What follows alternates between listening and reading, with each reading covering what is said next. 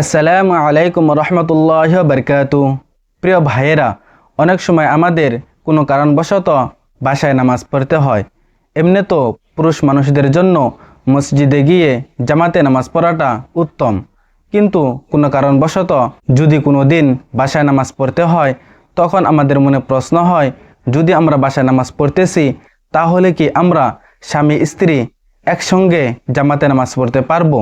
আর যদি পড়তে পারি তাহলে কিভাবে পড়তে হবে? তো প্রিয় ভাইয়েরা, আজকের ভিডিওতে আমরা আলোচনা করব স্বামী স্ত্রী একসাথে নামাজ পড়া যাবে কি যাবে না, আর যদি একসাথে জামাতে নামাজ পড়া যায় তাহলে তার নিয়ম কি, কিভাবে পড়তে হবে।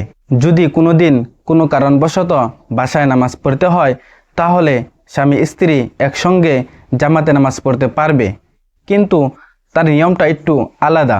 এমনিতে যখন দুইজন পুরুষ মানুষ একসঙ্গে জামাতে নামাজ পড়ে তখন যে ইমামতি করবে সে ডান দিকে দাঁড়াবে এবং যে মুক্তাদি হবে সে ইমামের বাম দিকে দাঁড়াবে। কিন্তু যখন একজন স্বামী স্ত্রী একসঙ্গে জামাতে নামাজ পড়বে তাদের নিয়মটা একটু ভিন্ন।